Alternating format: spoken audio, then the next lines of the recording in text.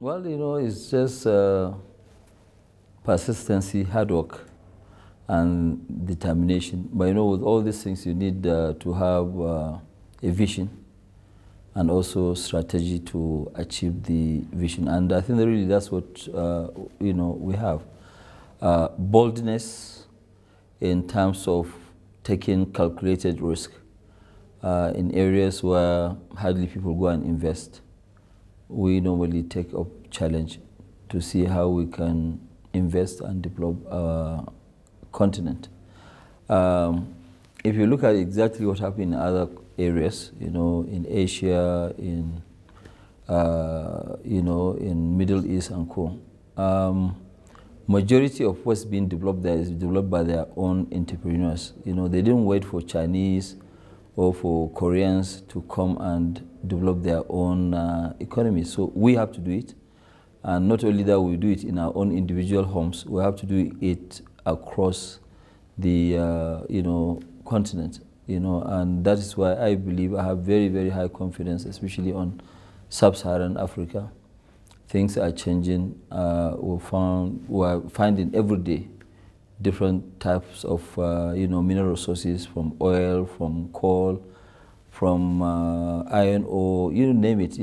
Almost everything is being found in Africa. This is what the reforms have actually paid off in the last 10 years.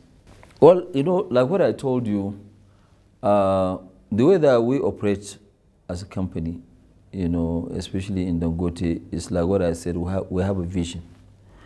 That vision, we have a strategy of how we are going to achieve the vision, which we do normally over a period of 5 years. Like today, we know where we are going. Even this investment that I announced of $400 million here, I didn't just sit down on my own and just say it. It is part of our strategic plan to invest in Kenya. And we've been working very hard to look at areas where to go and invest, especially in cement. So it's part of this. And we are spending total of about $16 billion.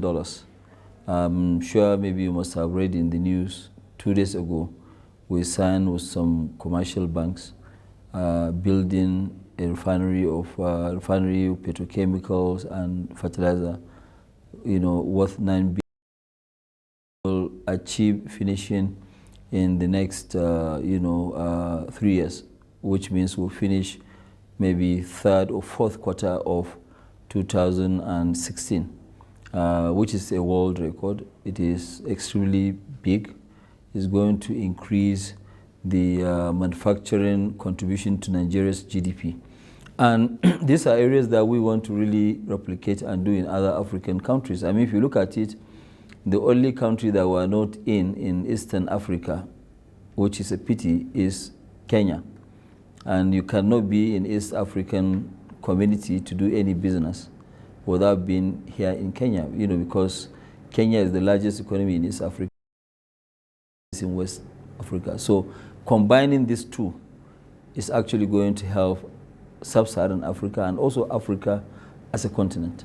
We're investing $9 billion. Dangote Industries, which is the parent company, has put in $3.5 billion.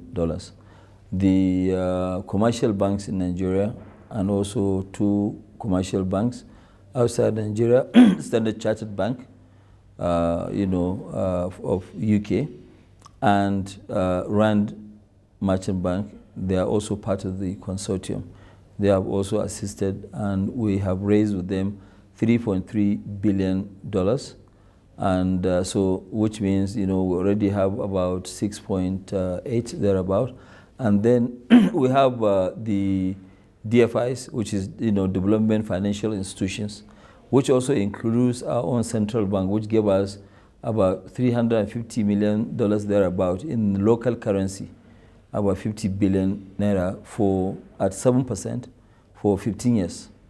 And then we have the IFC. They're also coming in with their own money. We're talking to them at about $500 million, and with other,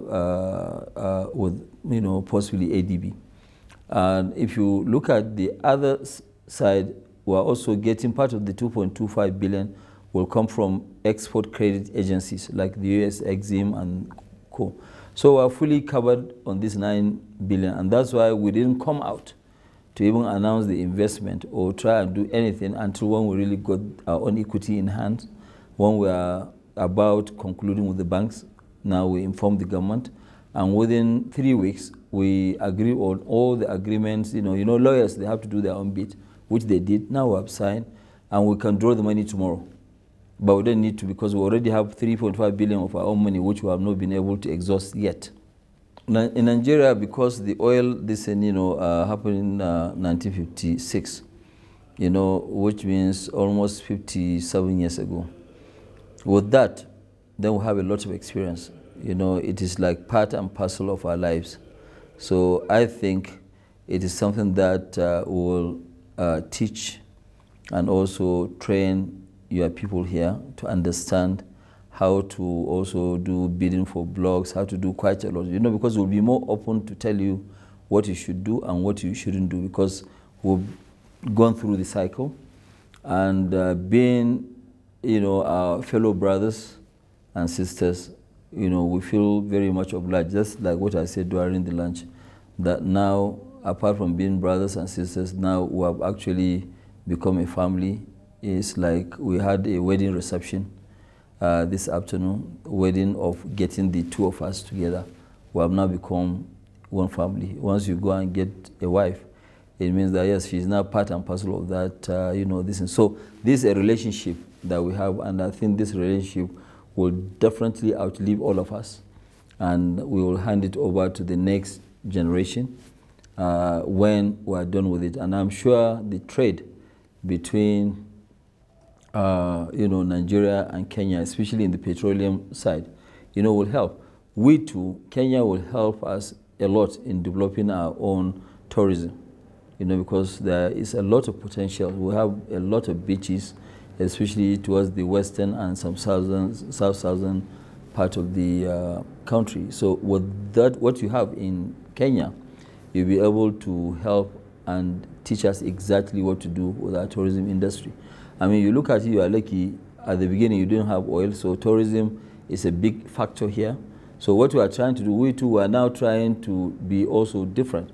Not to rely on the oil, but to rebase the revenue base of our economy, diversification of the economy. By the diversification, we believe that, yes, tourism will be one of our key issues. And that's why we're looking at all these visa issues and whatever, to make sure that we make things happen without really having any roadblocks. Right now, you remember that there were some licenses that were given by the previous administration, which was cancelled. And now we've started the process, and the president has assured me personally that we'll get all these things done, that we should please roll out quickly. I can assure you, as soon as everything is done, we'll do a break in this before the year runs out. And, we will, the kind of investment that we're making here, or we're going to make, is not an investment where we're just going to set up a grinding mill and be importing clinker to grind. No. Every single material that we use for the production of cement, about 1.5 million tons, will be sourced locally here in Kenya. So the question of foreign exchange does not even arise at all. If we need any foreign exchange, maybe just for our spare parts. But without that, I guarantee you that we will not touch $1 single or take $1 single out of Kenya.